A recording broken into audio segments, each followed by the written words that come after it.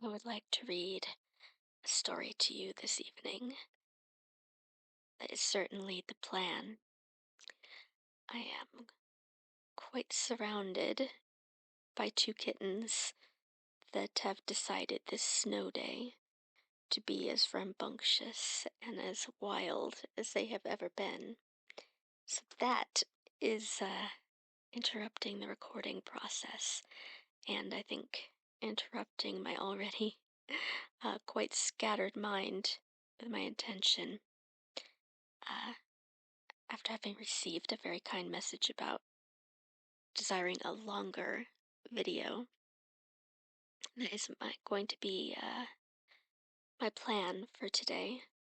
But I'm not quite sure how long this story is going to go, and I'm not quite sure if there may need to be two stories. So that may happen. Uh, Aiming for an hour of entertainment, an hour of soothing, gentle voice to help you go to sleep tonight. And I'm not entirely sure, as I am not sure of many things these days, uh, if I might also include a bit of a ramble. Because I have noticed in my own private journaling and my own quiet thoughts that there's certainly a little bit of a swirl in there, and it might be helpful for me to put to voice. It might be soothing, balsamical to enjoy the quiet of this polar vortex that has descended in my neck of the woods, and this day where I don't have uh, a game scheduled. I don't have friends coming over. I don't have big projects or I need to go babysit. Nowhere I need to scrape off my car and try and get to. And I imagine, like many of you, these kinds of days are rare. The heater is running, and it is a strange sensation uh, in my head, in my heart. The year 2024, the first and only one, has begun, and we are making our way toward my birthday, one of a certain significance in most people's eyes, I would say. And we are making our way uh, through what I'm already prepared to say be a very hard year. In my mind, I have made a certain effort to dub it so. I think in some ways it is to protect myself for the things that I worry might be ahead with my parents' health, uh, big changes that I am hoping to make, and I don't know, maybe it just feels like I'm a little bit due. So having it be a hard year means that I should also get prepared to do hard things, things that I might put off otherwise, or say there's a future ahead where that can get done, not this moment. I'm trying to think of the span of this year as one where uh, procrastination is a little bit cursed, and action and focus is a little bit blessed. I am not perfect at this, so I put a few things into this year.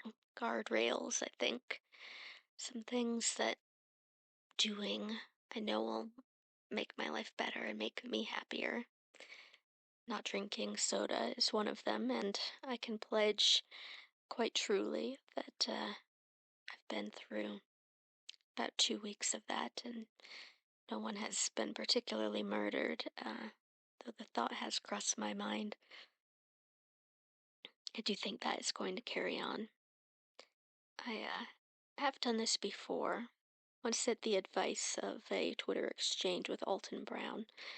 Very brief, very random, and some good reminders about the nature of being pickled and formaldehyded while you're still alive, but that's something I'm attempting to do. For more horror, I can tell you that I'm attempting, and this may be ridiculously impossible, but I'm attempting to go without pizza for a year. Terrible, I know. Unlikely, cruel, really. Um, but it's been 2 weeks without it, and that's not nothing. And I think somehow it's forcing me to be a little bit more inventive in the kitchen. And this, along with a Christmas gift of sharp, bright kitchen knives of all types, has encouraged me to do a little bit more uh, kitchen witchery. And there is something very soothing and nice about making your own meal and modifying it the way you like it, settling down at a table, not awaiting a box at the door from a stranger, sense that money was saved and learning was had, and it is exactly so. There's something good about that. I'd like to keep it up. Mm, so I'm doing excessive planning, uh, given something of a Notion planner, if you're familiar with Notion, uh, that has more forms and functions than I could ever possibly use, uh, including an inventory for what is in my refrigerator at this very moment. But it also is giving me some structure and a daily reset button and encouraging me to meditate. And all of these things, I don't know if they're right for you, but if you're thinking about the value or joy of a routine that's flexible, I might suggest it. It's just a daily planner that has a little box for you to type in what you're grateful for. Has a little box to talk about your intentions. It's that second mind thing I think they talk about for folks with ADHD, which, who knows, could be me. A lot of the symptoms, and maybe even this ramble might convince me and anyone listening that it's a possibility, a strong possibility. Uh, Having that second mind to capture all these things I would love to believe I would remember, and so often, best of intentions have to step away from and come back far too late to realize they've been forgotten. And sometimes I have found over these past 2 experimental weeks, I have caught some of what I've been missing. Believe that's due to having it stored somewhere that I have to look at it and see that list frequently and check in. Used to be that my memory was such that everything would kind of be within arm's reach, but unfortunately, maybe it's due to that momentous birthday. maybe it's just I've got other things on my mind. I definitely need a second or maybe a third mind. I don't know if it's the same for everybody out there, but of course, it's a lot of work to kind of pre manage your day. But I'd like to do things a little bit differently this year. That's the nature of the hard year, is to realize that if something isn't working, maybe now's the time to fix it. If there's something that you want, even if it terrifies you to ask for it, or terrifies you to have to take the steps that would be required to get it, maybe this is the year. Sort of like declaring an annus mirabilis. You've heard of such a thing. Year of miracles. And hoping. Maybe it's nominative determinism. Maybe it's just wishful thinking. But hoping that by the very nature of calling a thing, the miracles will come. A miracle is a big concept, and maybe it's too big to ask for, but it could happen. But if you're waiting on a miracle, you're hoping something breaks and the light gets through, that this is your year for it, ready or not, that this is the time it will come, preordained, as if it were always meant to be. Maybe I'm thinking this way because I've spent 4 of the last 5 or 6 days driving my mother to radiation, and it's not the kind of sickness that you can do anything about. It's sort of past that point, but now it's about laying the track out in front of us and seeing how far it can go. I don't mean to upset anyone that has going through a hard time and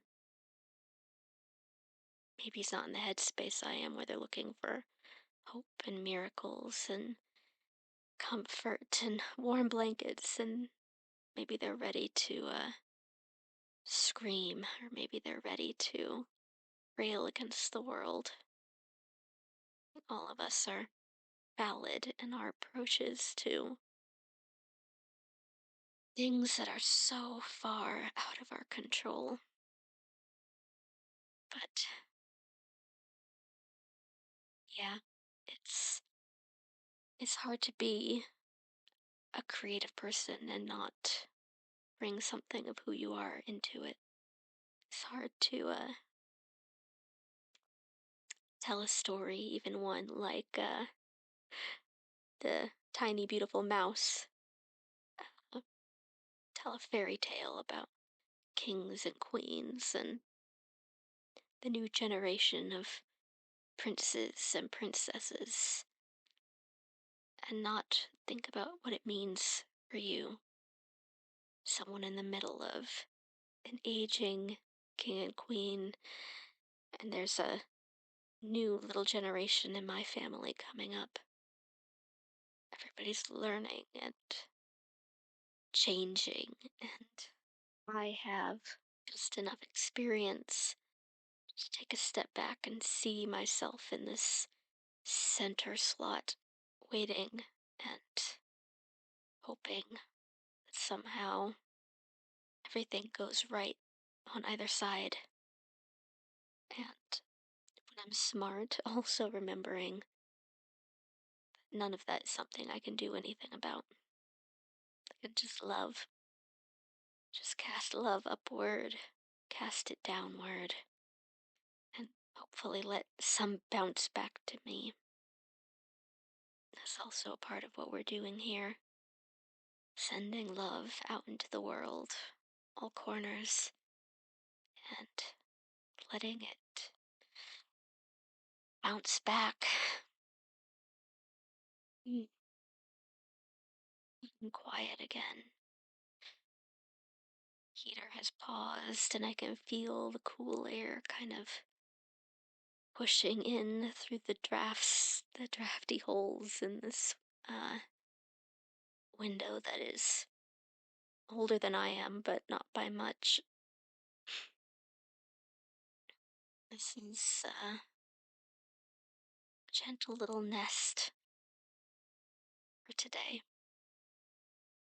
I am so relieved, really, to be able to spend it with you. In my mind, I understand exactly why you need this break. When one tries to go to sleep, the mind is always in the middle of a dance. It's always just realizing, like a toddler, that all of its activities are being shushed, all its toys are being picked up and put into the toy box. It is not ready to reckon the fact that it could use a break. And if the clock is saying it is quite late, and you know you'll be appreciative tomorrow that you put it all on pause, the mind still could use a little bit of runway. Come in for this landing. And that, in my mind, is a little bit of what ASMR can be, along with the tingles, along with the physical manifestations. Think gentleness and the trust that a mind requires to rest is something we often take for granted. So to say that this simulation of connectedness will work 100% of the time, but every now and then I think hearing another voice on the end of the line talking to you, sir or madam or person, is very relieving, especially when you move through the world feeling sure and maybe less visibility than you might want. Knowing somebody is looking out for you, somebody more than willing to hear about your day, somebody who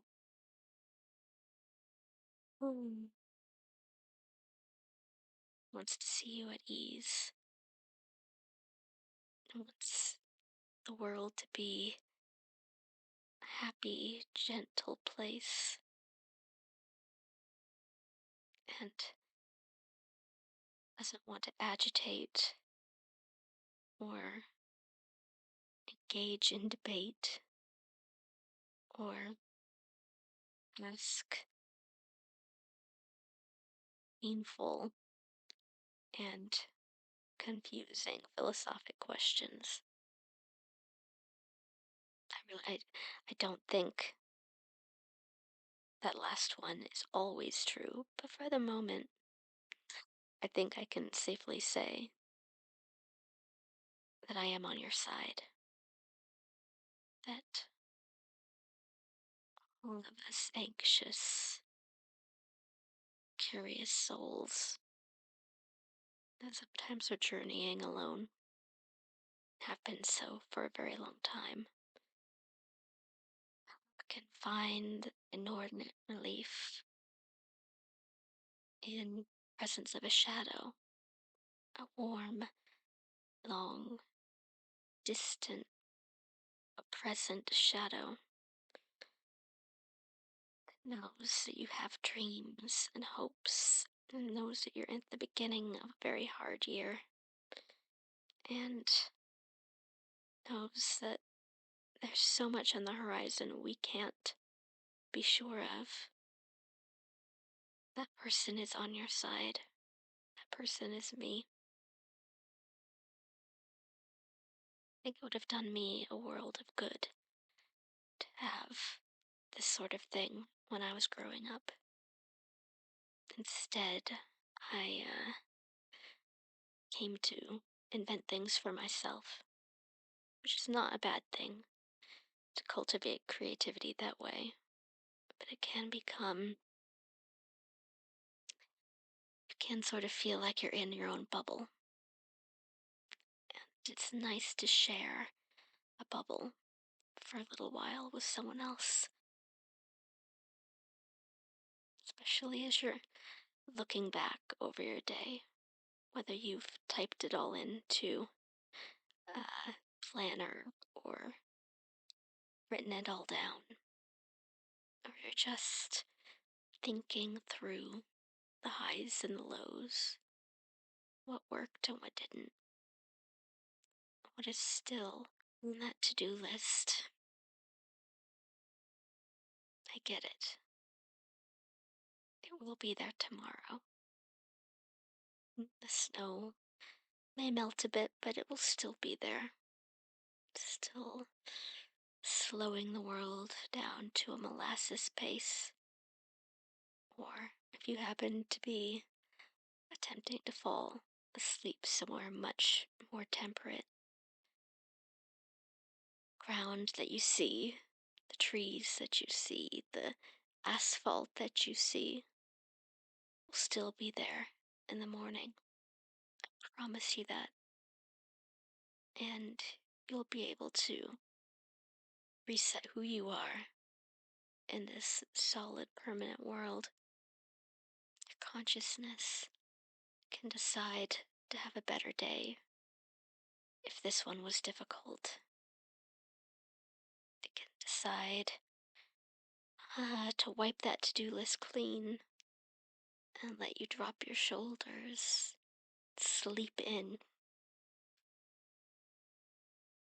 What a lovely thing to contemplate.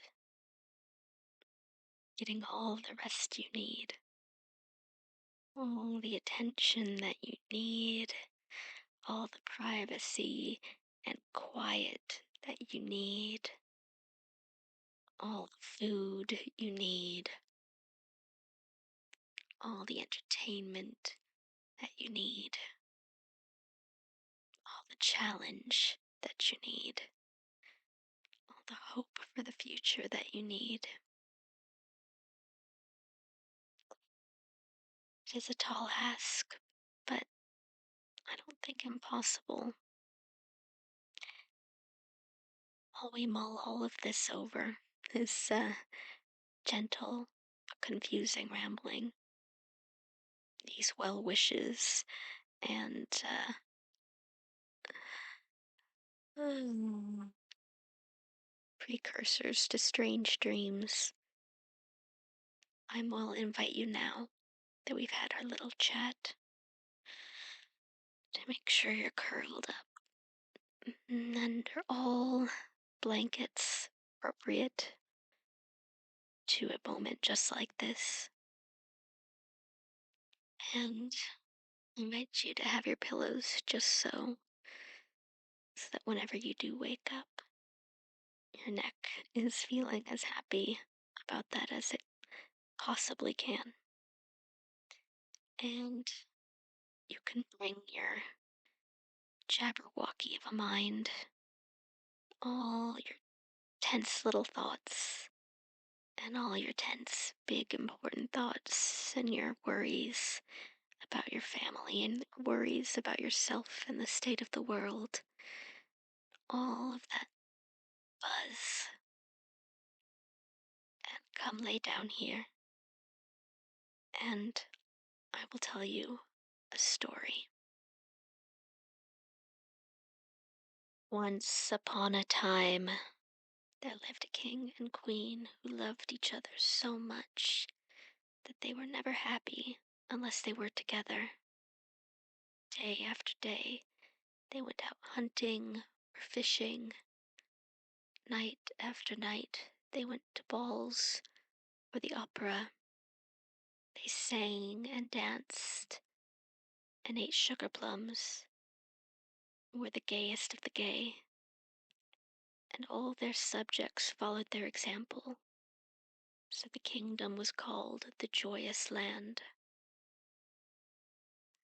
Now, in the next kingdom, everything was as different as it could possibly be. The king was sulky and savage and never enjoyed himself at all. He looked so ugly and cross that all his subjects feared him, and he hated the very sight of a cheerful face. So if ever he caught anyone smiling, he had his head cut off that very minute. Now when this wicked king heard of the happiness of the jolly king, he was so jealous that he collected a great army and set out to fight him. The news of his approach was soon brought to the king and queen. The queen, when she heard of it, was frightened out of her wits and began to cry bitterly. "Sire," she said, "let us collect all our riches and run away as far as ever we can to the other side of the world." But the king answered, "Fie, madam, I am far too brave for that. It is better to die than to be a coward." Then he assembled all his armed men, and after bidding the queen a tender farewell, he mounted his splendid horse and rode away. When he was lost to sight, the queen could do nothing but weep and wring her hands and cry. "If the king is killed, what will become of me and of my little daughter?" And she was so sorrowful that she could neither eat nor sleep. The king sent her a letter every day, but at last one morning, as she looked out of the palace window, she saw a messenger approach in hot haste. "What news, courier? What news?" cried the queen, and he answered, "The battle is lost, and the king is dead, and in another moment the enemy will be here." Poor queen fell back insensible, and all her ladies carried her to bed, stood round her weeping and wailing. Then began a tremendous noise and confusion, and they knew that the enemy had arrived, and very soon they heard the king himself stamping about the palace seeking the queen. Then her ladies put up the little princess in her arms, and covered her up, head and all, in the bedclothes, and ran for their lives, and the poor queen lay there shaking and hoping she would not be found. But very soon the wicked king clattered into the room, and in fury because the queen would not answer when he called to her, he tore back her silken coverings, and tweaked off her lace cap. And when all her lovely hair came tumbling down over her shoulders, he wound it 3 times around his hand and threw her over his shoulder, where he carried her like a sack of flour. Poor queen held her little daughter safe in her arms and shrieked for mercy. But the wicked king only mocked her and begged her to go on shrieking, as it amused him, and so mounted his great black horse and rode back to his own country. When he got there, he declared that he would have the queen and the little princess hanged on the nearest tree, but his courtiers said that seemed a pity, for when the baby grew up she would be a very nice wife for the king's only son.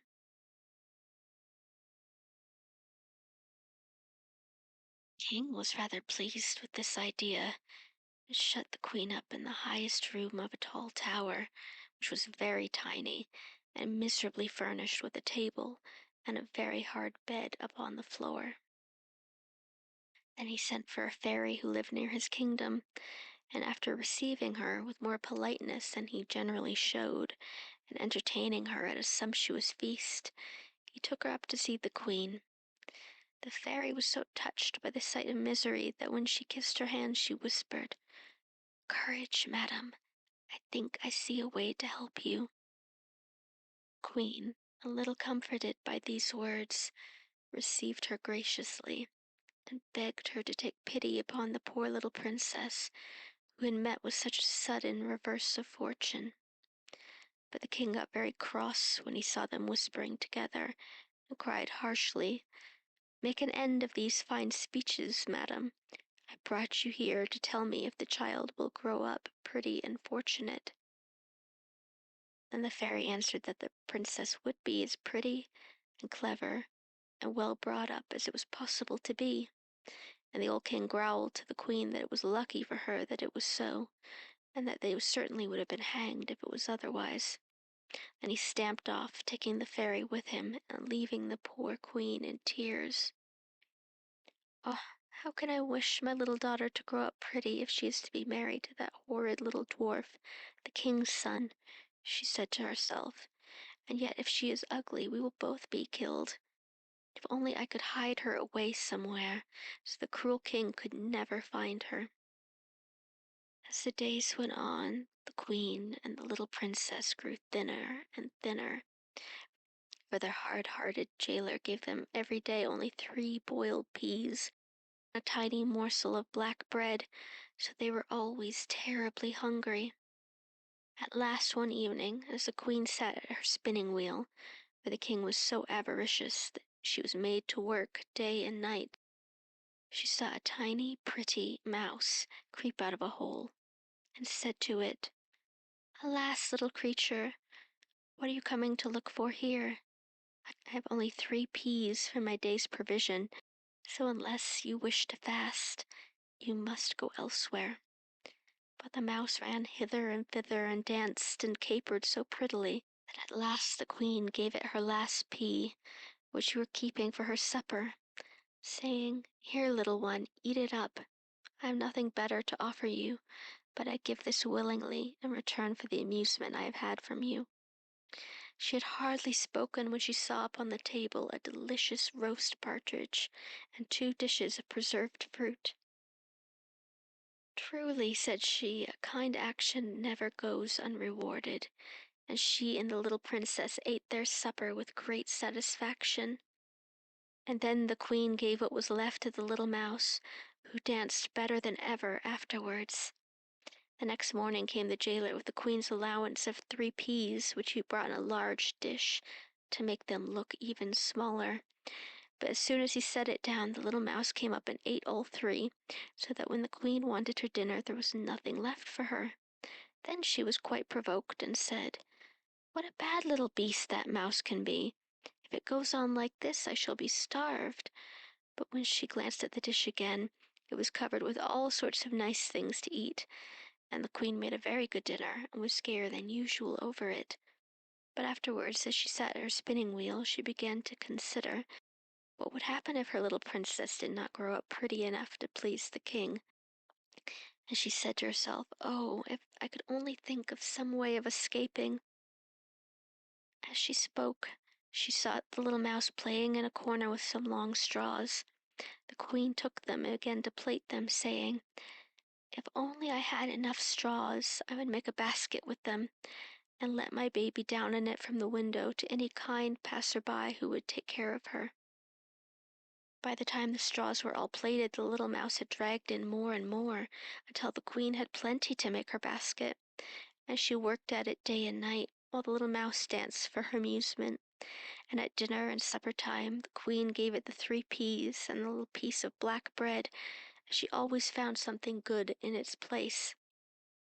She really could not imagine where all the nice things came from.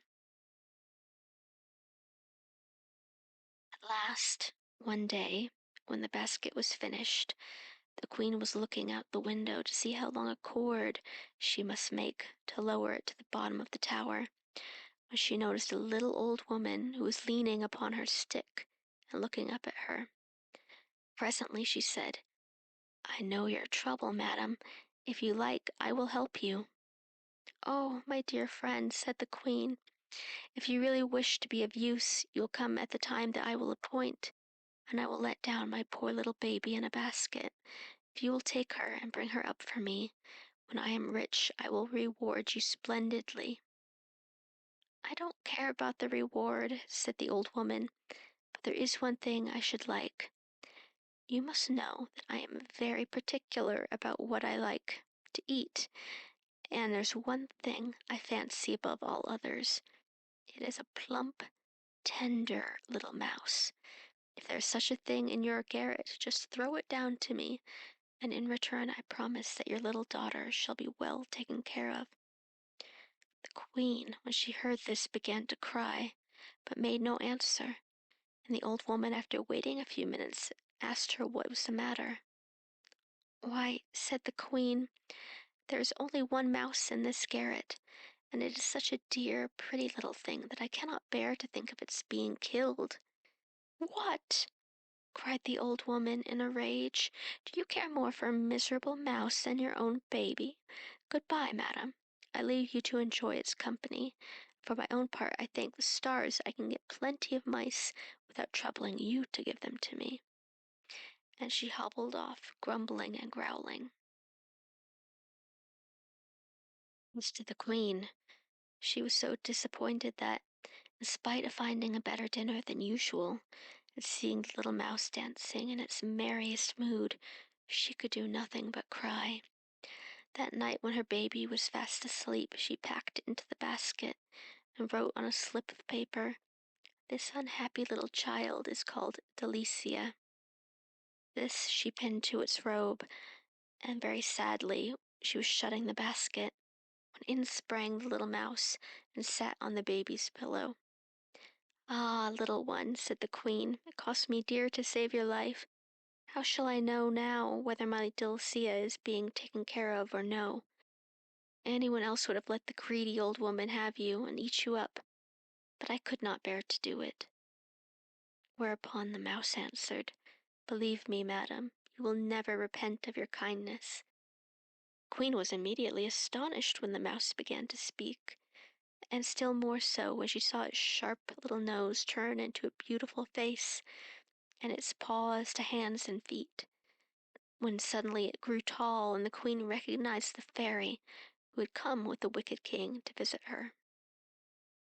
The fairy smiled at her astonished look and said, "I wanted to see if you were faithful and capable of feeling a real friendship for me.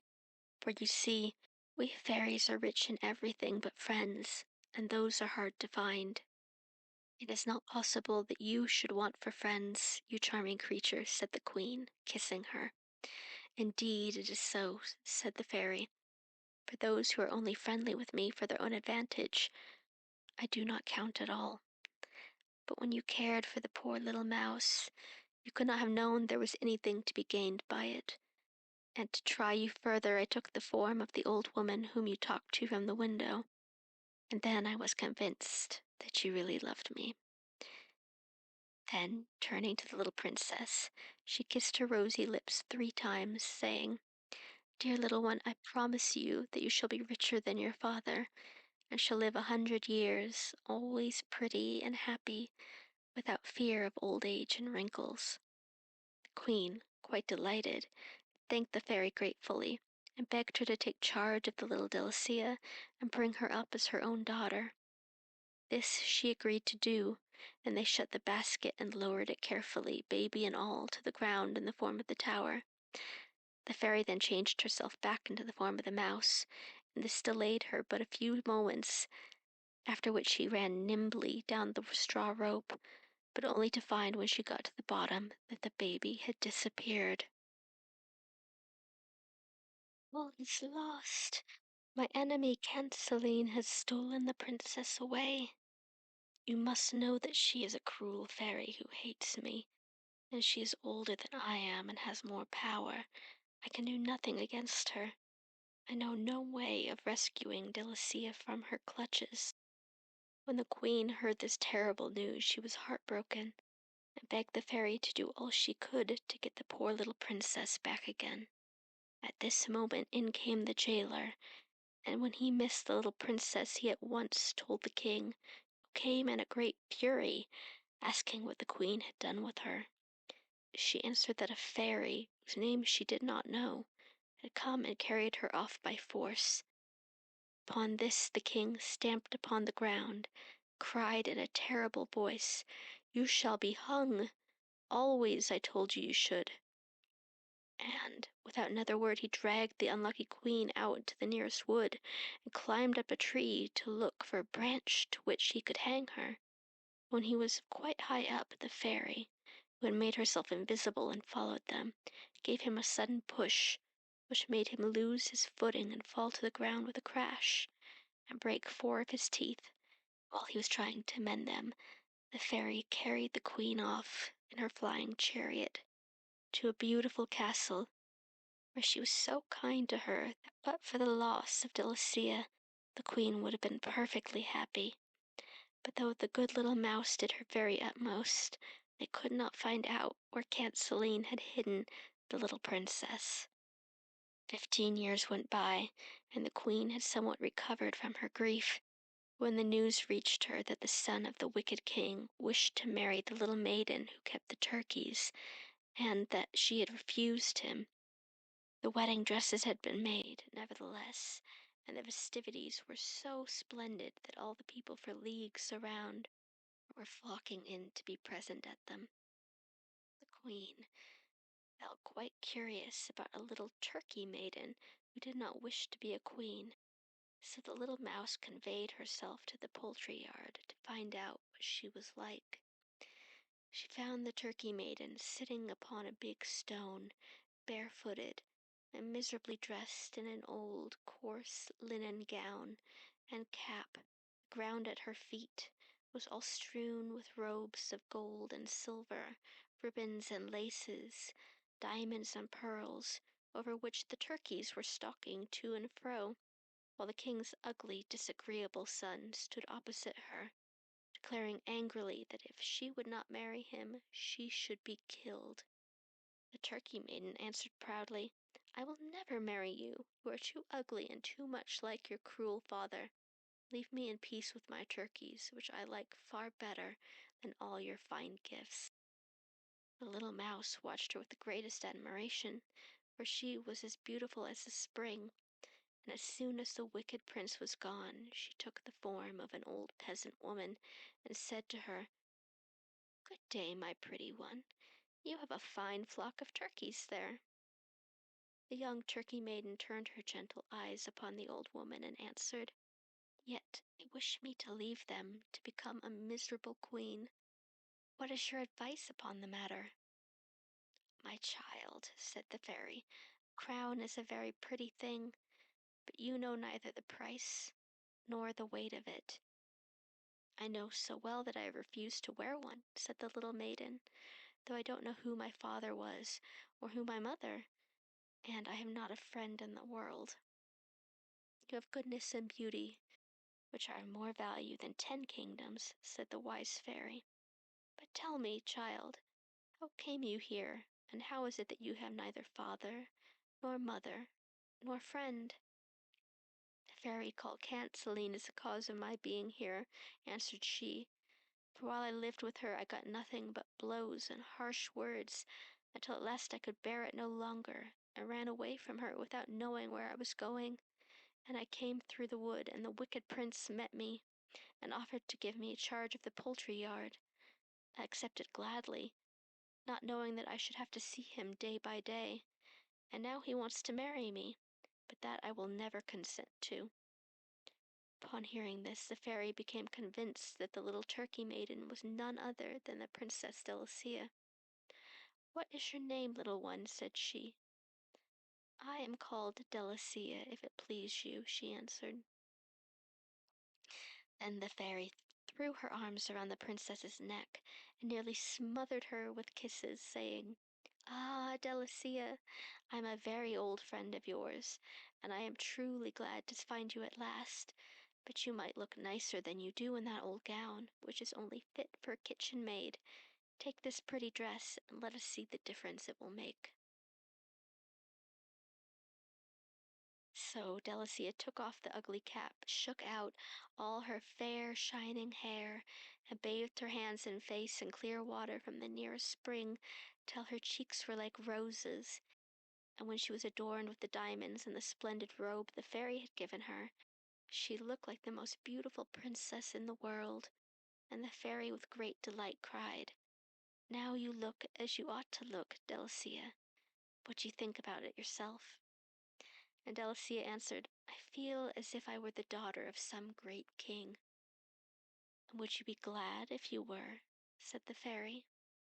Indeed I should, answered she. Ah well, said the fairy, tomorrow I may have some pleasant news for you.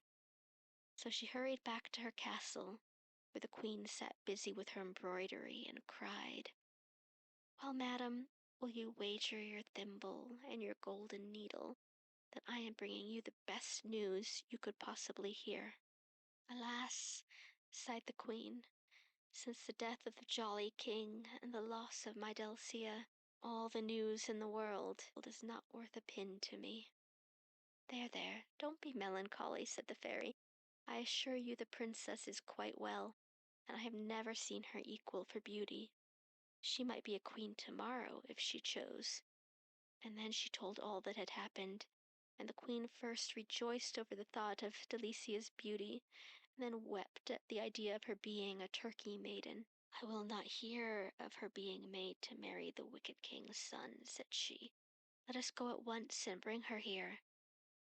In the meantime, the wicked prince, who was very angry with Delicia, had set himself down under a tree, and cried and howled with rage and spite until the king heard him, and cried out from the window, What is the matter with you that you're making all this disturbance? The prince replied, It is all because our Turkey maiden will not love me. Won't love you, eh? Said the king. We'll very soon see about that. So he called his guards and told them to go fetch Delicia. See if I don't make her change her mind pretty soon, said the wicked king with a chuckle. The guards began to search the poultry yard and could find nobody there but Delicia, who, with her splendid dress and crown of diamonds, looked such a lovely princess that they hardly dared speak to her. But she said to them very politely, Pray tell me what you are looking for here. Madam, they answered, we were sent for an insignificant little person called Delicia. Alas, says she, that is my name. What can you want with me? So the guards tied her hands and feet with thick ropes for fear that she might run away, and brought her to the king, who was waiting with his son. When he saw her, he was very much astonished at her beauty, which would have made anyone less hard-hearted sorry for her. But the wicked king only laughed and mocked at her, and cried, Well, little fright, little toad, why don't you love my son, who is far too handsome and too good for you? Make haste and begin to love him this instant, or you shall be tarred and feathered. The little princess, shaking with terror, went down on her knees, crying, Oh, don't tar and feather me, please. It would be so uncomfortable. Let me have 2 or 3 days to make up my mind, and then you shall do as you like with me. The wicked prince would have liked very much to see her tarred and feathered, but the king ordered that she should be shut up in a dark dungeon. It was just at this moment that the queen and fairy arrived in the flying chariot, and the queen was dreadfully distressed at the turn affairs had taken, and said miserably that she was destined to be unfortunate all her days. But the fairy bade her take courage. I'll pay them out yet, she said, nodding her head with an air of great determination. That very same night, as soon as the wicked king had gone to bed, the fairy changed herself into the little mouse, creeping up on his pillow, nibbled his ear so that he squealed out quite loudly, and turned over on his other side. But that was no good, for the little mouse only set to work and gnawed away at the second ear till it hurt more than the first. Then the king cried murder and thieves, and all his guards ran to see what was the matter, but they could find nothing and nobody, for the little mouse had run off to the prince's room and was serving him in exactly the same way. All night long she ran from one to the other, until at last, driven quite frantic by terror and want of sleep, the king rushed out of the palace, crying, "Help! I am pursued by rats." The prince, when he heard this, got up also and ran after the king. They had not gone far when they both fell into the river and were never heard of again. Then the good fairy ran to tell the queen, and they went together to the black dungeon where Delicia was imprisoned. The fairy touched each door with her wand, and it sprang open instantly. But they had to go through 40 before they came to the princess, who was sitting on the floor looking very dejected.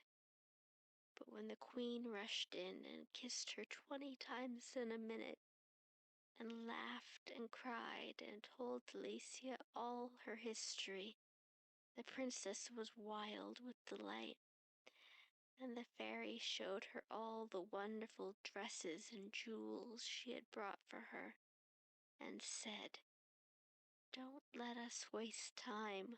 We must go and harangue the people." So she walked first, looking very serious and dignified, wearing a dress the train of which was at least 10 ells long.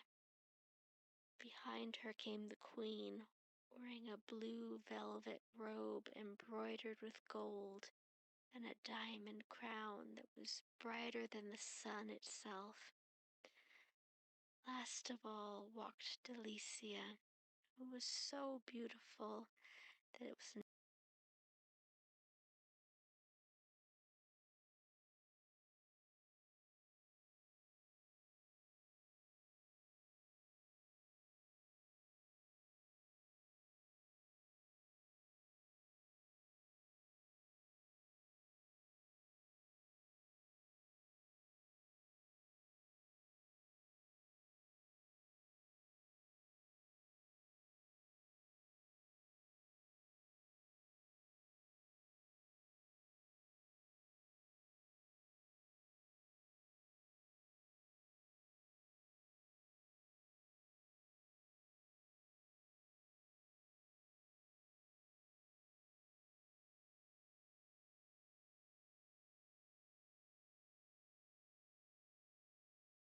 entirely banished.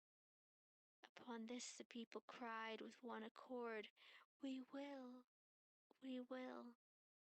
We have been gloomy and miserable too long already."